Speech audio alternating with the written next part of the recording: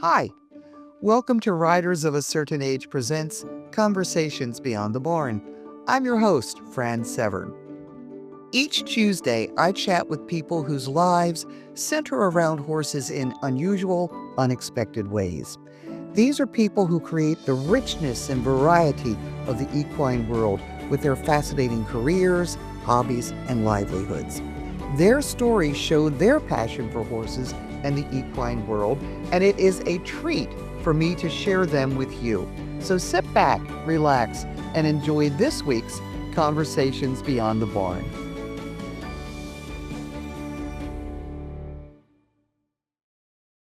Hi, welcome to Riders of a Certain Age presents Conversations Beyond the Barn. I'm your host, Fran Severn.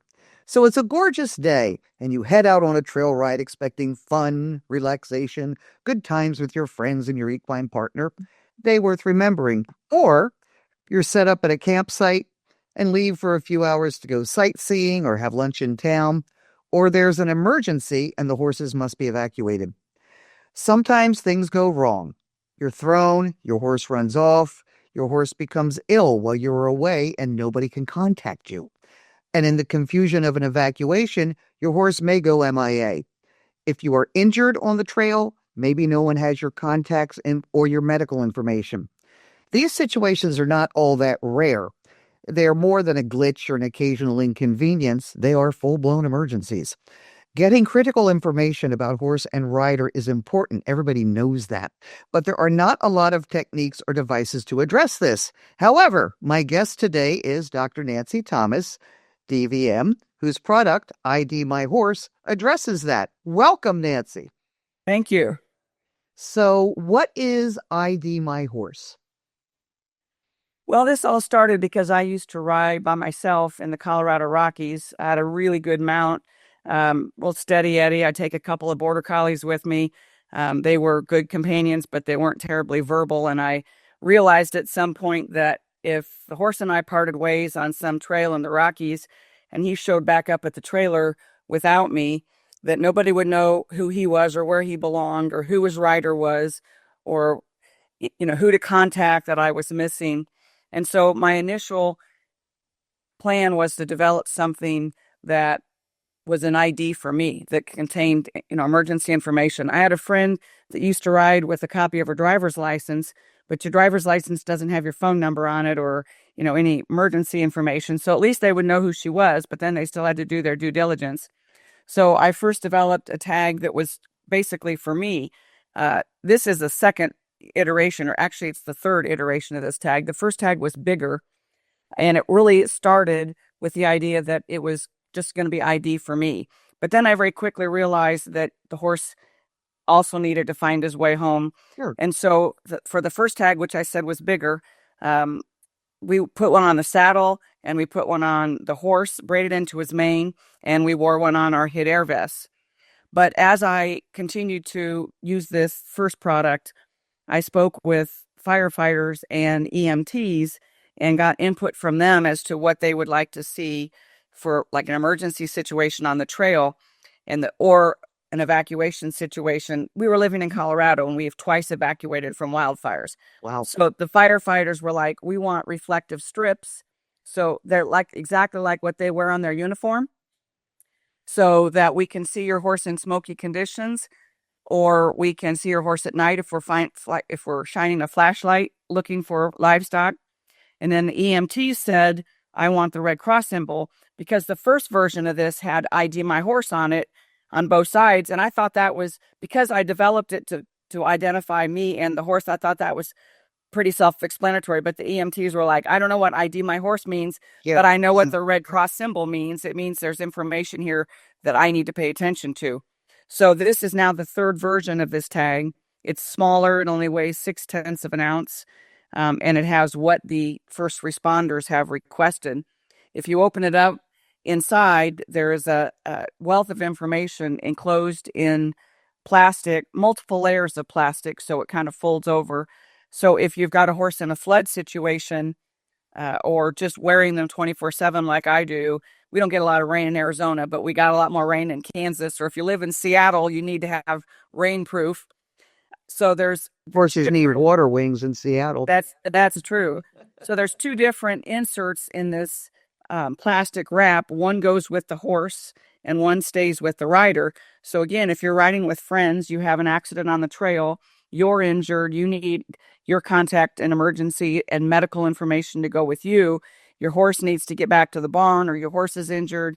Your friend's going to contact your equine veterinarian. These separate so that one goes with the horse, one goes with the rider. Brilliant. Now, in our case, the horses are wearing it and the rider's wearing it, and they have the same information. But regardless, each tag has information for both horse and rider. So it's easy to separate and go with each individual part of that equation. Sure. So it would have your contact information, but then all of your medical information and your doctor and all that. Yeah. Right. Blood type, medications you take, emergency contact information. In the horse's case, my horse has Cushing's, my horse is allergic to this, or my horse needs pergolide for Cushing's, or, this is my barn, this is my equine veterinarian, this is the owner address, this is the horse address, because those aren't always the same. And there's lots of room for additional information on both cards. I would think you would even have a space to say, if we were traveling, this is where we were going, this is our home. You've got space that you could put other stuff on there if you need it. Ours have the basic information about horse address, rider address, horse contact information, rider contact, but they come in this pouch, which would absolutely have room for additional information if you wanted to just, so you could leave this the same, stick it in the pouch, and then if you were going someplace in particular that you wanted information that's specific to that particular trip, then there's room to put that in there. These also will lend themselves very easily to a GPS unit when I can find one that has long enough battery operation that it's worthwhile. We are very... Go ahead. I was going to ask, you've got to make it clear, this is not a locator or a GPS tracker. This kind of complements them if you've got one. In many of the places that we rode, people are asking me about air tags or whatever. They're not going to work unless you have cell coverage. So I would love to find a GPS tracker that has a significant battery life, because horses have been lost for weeks and months in the wilderness. So, as safety conscious as my husband and I are, I would not take this apart once a week and put it on a charger, and put it back. I wouldn't do that. I mean, I have to be realistic about, how we would manage this. So our horses wear these 24/7. They come, they have a strap and they have a keeper, and there's a video on our website about how I suggest you braid them in, but ours wear them braided into their manes 24/7. They rarely have come out. They will drop as the main braid gets, kind of gnarly. And I tend to rebraid them when the braid looks gnarly, not because the tag has come out. Once in a great while, this leather strap has broken. If it gets really dry, or if the horse, like I had one client or one customer who's had two horses, and one horse kept pulling off the tag, and so it actually broke down here by the tag, which has never happened except for when that horse grabbed and pulled it. So will I say these will last 5 years? No, but they will, they've lasted us a year or two at least. Sure. Like breakaway halters or whatever. I mean, some stuff you have to replace, but they have proven to have great longevity braided into the mane. And the one that we wear on our hit air vest, doesn't get the outside abuse that the one on the horse does. So it lasts extensive time period. So somebody might say, well, you can put all that information on a microchip, and microchipping your horse is a big deal now. But so it's kind of limitations there. Right.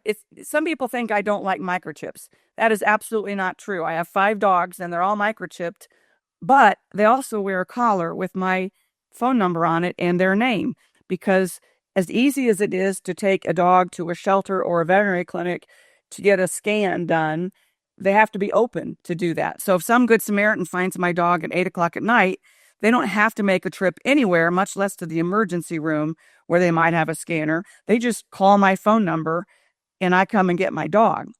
So it's that kind of a setup with dogs. Imagine if your horse gets lost in the Bob Marshall Wilderness and there are 2 scanners required there's a universal scanner and then there's an older scanner. So you put a microchip in a horse, first of all, not even 5% of horses in the United States are chipped. I can't even find a recent article that's newer than the last 5 to 8 years that even talks about percentages of microchipped horses in the United States, because it's just not like it is in Europe. In Europe, it's extensively used, but it started because they had all these prestigious events.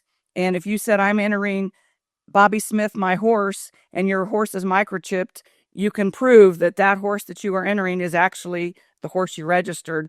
And that's kind of how they, evolved in some of the more elite competitions in Europe. And now I think more places in Europe have scanners. But even at that, if you get lost in the wilderness, I've heard of stories where a couple of hikers found a horse. They had absolutely no idea what to do with it. There was no identification on it, so they turned it loose. They did note the spot they found it, but how much easier would it have been if they'd seen the Red Cross ID, I need my horse. They took it apart. They said, hey, Mary, I've got your horse. Yeah, I've got with my dog, and we live in an area where there are foxes, and she has friends. She's got the microchip. She's got the collar with her name, and she also has the GPS. And as you said, it's about once every 10 days, I have to plug it in overnight. And the other problem with the GPS I've found is that you need to get a good signal. We've got some ravines and some woods, and I'll be looking at it, it'll say, we have no signal. I said, we're 4 bars. Oh, wait, she's down in the valley. Yeah. So, yeah. It's very dependent on a satellite or weather, or, sometimes good old-fashioned paper and pencil really is still the best solution. And like I said, I look forward to the day that there is a chip I can put in here that has some longevity. It would be very easy to do because it's already set up for that, but there's nothing out there that I would use at this point. Yeah, a couple years ago, I did an article about locators for people, but obviously for the horses too. And the ones that were for people that are really out, like where you are, nowhere. They were satellite based, but again, they were very expensive. And they would not be practical to have one necessarily on your horse. Maybe you would if you were traveling, you'd have one and the horse would have one. And some of them were set that if they detected something that might indicate a fall, you needed to get right back to them. Some of them you could, they were radio, you could stay in touch. But again, for pleasure riding, that might not always be the most practical. For people that are hiking, they recommend that you have a subscription, with some of the high-tech Garmin stuff, because for all those same reasons. So if you think you're going to find your horse with an air tag, in the middle of some wilderness area, it's not going to happen. Sure. So, and it's the same if you're out camping and you're boondocking, or your horses are if they're in a pen even, or if they're in hot wire. If we hot wire our horses, we don't leave camp. Somebody's in camp all the time. Oh, yeah. But if we're camping somewhere like at a horse facility and they have nice pens, like at the Big Piney in Missouri, we might go into Springfield for a meal one night when it's pouring rain, But if the horses, what if somebody colics, or what if somebody gets cast, or, how horses get hurt in a rubber room, right? So stuff can go wrong, and that way we can be in town and somebody can say, hey, I can figure out who that horse belongs to. Even trailering, we like to have them on, because if the trailer accident happens, and the horses get loose, or somebody has to go do something with them, nobody has to ask, what do I do with this horse? Well, one of the things I've always done when I'm trailering is that I have a file with everything, including a temporary power of attorney, so that if there's a vet online, and you can fold that up and stick that in there too, so that if I respond, it's, the other thing I do when I travel is I go to some of these websites that have all of the transient facilities, and I put every single one along my route in case something happens. Now I've got a place to start. Yeah, so that's an excellent idea. Oh, yeah. Very common sense kind of things. What can go wrong? Let's plan that it will. So that's kind of thing. What are some of the common sense, because you've done a lot of backcountry riding. So what are some of the common sense things that people who have not done a lot should keep in mind to try to limit the exposure to things going sour and be ready in case they do? Well, a lot of people think they won't need emergency information because they got a great horse, right? I mean, I hear that a lot. Their horse isn't going to cause problems, so they don't need to plan for an emergency. There was a gal in Europe that was an endurance rider in her mid-70s. Her horse stumbled. She was wearing a helmet. She went down. She passed a few days later because she had a traumatic brain injury. So, some of the trails that we have ridden, our horses are amazing, but they're rocky, shaly, narrow, gravelly things that, even a horse can slip. So I would not ride those trails by myself. That's the first thing. I developed them because I was riding in the Rocky Mountains, but I wasn't riding those kinds of trails. I was still riding trails that are challenging, but they were more meadow trails or whatever. So if I fell, I was, likely if I could hit a rock. They don't call it the Rocky Mountains for nothing, but I wasn't necessarily going to go over a cliff. So the first thing I would do would be plan your itinerary so that you don't do some of the really, really challenging things by yourself. Obviously, somebody should know where you're going and when you expect to be back, true of hiking or whatever else. You should. I have done the Continental Divide ride, one side of the Rockies to the other, and I did it with a livery group, and they were extremely careful about planning it, and they watched the weather like crazy because if the clouds came in, they didn't want to be at 4,000 feet above, at 10 or 12,000 feet and have the clouds come in. Yeah, it doesn't even have to be there. I mean, I used to live in a rural area of the eastern shore of Maryland, and there was about 100-acre farm where we could ride, and it was woods, and there were deer, whatnot. And if I went out by myself, I'd still say I took chance out here. Yep. If I'm not back by here, look for me. This was the trail I was going, and I think that's just common sense overall.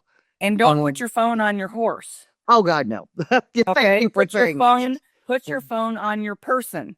Okay, and then again, if you're wearing something like this and you're out cold, but somebody's looking for you, then the first responder doesn't have to find your phone, hope it survived the fall and isn't cracked, hope that you had the presence of mind to have something on it that was the ice information that you could get into even though your phone was locked, hope that you had, just all kinds of variables related to your phone. Okay, the other thing about microchipping we didn't talk about was make sure all the information's up to date. Microchips are great, okay, but they're not for this thing. Most of the first responders, most of the animal control people that collect 800 horses at a time at a holding facility when there's a wildfire want you to have visible ID on the horse. And they also love it that you have your horse microchipped because then when you come to pick up your horse, you can prove you've got the paperwork and that's your horse. But you can't even get that far unless they have some idea to call you. They're not going to wand all those horses. So one of the things that you had said when we were talking initially was that one of the biggest problems, concerns at ERs, at emergency rooms, are people coming in with no ID. And it's apparently more horses than any other group. But for that, I'll be safe, then they can't treat you at all. So I think a lot of people figure, it will never happen to me until it does. 45% of sports-related injuries are horse accidents. 45%. That's insane. That, and the more accomplished a rider is, the more likely they are to have a serious injury because they're spending more hours on the horse and they're doing more challenging things. So your expertise is not a guarantee. I mean, we all hear about well-known equestrians. They're rather hush-hush a lot of times about how they're injured or how they passed because nobody wants to admit that somebody that rides and breaks and trains and shows horses for a living might have perished because of that passion. But horses are unpredictable. So your expertise or the steadiness of your mount are not a guarantee that you won't get hurt. This is great. Okay. How can people find out more? You've got a website. How can they order them? We are going to put up a little graphic that has your contact information, but so go for it. Here's your sales pitch. The website is ID-MyHorse.com with ID-MyHorse.com. And we have black and brown tags. I do have a few remaining second generation tags that I have been selling for rider tags. They're bigger, but they do have the red cross on them. When they're gone, and they're not far from gone, then this will be the only tags, because they're small, they're light, they just work so well. The other ones are clunkier looking, but they work fine for riders. I don't recommend them for the horse. They're $19.95. We occasionally run free shipping or promotions. They're really well-made leather tags. I send them with a second keeper, but we've not had these keepers break. Like I said, occasionally the leather strap gets dry and breaks. I can also ship out a separate leather strap if Conditioner when you condition them like you do your saddle. Yes, you can. And when I rebraid them, I check and make sure the weakest point is where the buckle goes through the hole.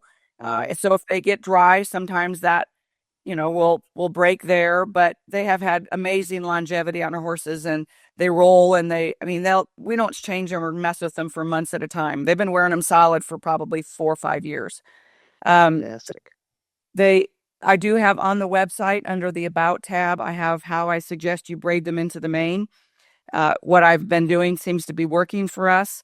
I have had a few people ask me about roached manes, and I do also address how to braid them into the tail. I really don't have a lot of experience about putting them into the tail, but my recommendation is that you put it up at the tail head where you're going to get less swish. I really don't think they'll bother the horse. I don't braid more than like 3 braids when I put them in the mane. I don't braid it all the way down. So I can't imagine that it wouldn't work just fine in the tail head, with 2 or 3 braids with some of the longer tail hair, but I don't really have a lot of experience. I do want to address what the other options are out there, which I have extensively researched. There are fetlock bands made out of nylon. They require 32 pounds of pressure to break, which I think is a lot of pressure on a fetlock, on a delicate fetlock horse, on a horse's fetlock. And if you think about, I know that they melt. I researched the melting point of them, and it's like 260 degrees or something like that. And embers in a wildfire can get to be 700 degrees. Mm-hmm. Now, a horse in a 700 degree environment is probably, in dire straits, right? But the tag is up in their mane, away from the embers on the ground. So that has to, and they're leather, which they're not going to burn. So that has to be a plus over melting nylon around a fetlock band. Even if it melts, not only can it injure the horse, but you're going to lose your phone number that's on the fetlock band. Yeah. Plus, it's a risk for catching as they're racing, as they're running. What are you going to catch it on? Tree limbs and whatever else. Then you think about flooding situations and all of the debris and stuff that's in the water that these horses are in. And again, I don't want anything around my horse's hoof that's going to catch or drag tree limbs or whatever. So I'm not a fan of the fetlock bands. There are little clippy things that go in the mane, made of plastic. They're going to melt. They don't have much information. You can't put much information in them. And they state directly on their website, not intended for everyday use. So you have to go and put them on the mane, during the time of crisis. And that's going to, and that's really more for emergency stuff. That's not for you on the trail. If you and your horse part ways, again, if you knew when you were going to come off, you could make preparations not to come off. But so far, I haven't figured out how to do that. So I have found, broodmare bands, the same thing. They're designed for broodmares in the field that you can identify this is, what her heat cycle is and when we're going to breed her. They're not designed to wear long-term, riding or on a trail or in a situation like a wildfire. So I have found nothing out there that has longevity, that won't burn, that's up off the ground, that the worst case scenario, if this catches the mane a certain way and rips off, we've never had them rip out of the mane, but that would be the worst case scenario, is that they get caught, you rip mane, you don't break fetlocks or damage the horse in any way. So that is good to know. Hey, thank you for taking the time. You're welcome. And we were at the Pony Club conference a couple weeks ago. I was kind of keeping an eye on your material because you were giving speeches. And I was first off, I was impressed by the Pony Club people. I've not dealt with them before. But there was a lot of interest and a lot of good comments about how practical this is. And I think it is. So I thank you once again for taking the time. Thank you. Thank you very much. Take care. Have a good one. You too. Bye-bye. Well, that's it for this week's episode of Riders of a Certain Age presents Conversations Beyond the Barn. If you enjoy it, subscribe so you don't miss an episode. Please leave a comment and suggestions for future shows, guests, topics, interesting equine activities. I'd love to hear about them, so would everybody else. And while you're at it, you can support the podcast by buymeacoffee.com/certainage. Support Conversations Beyond the Barn. Thanks for listening. I'll see you next week.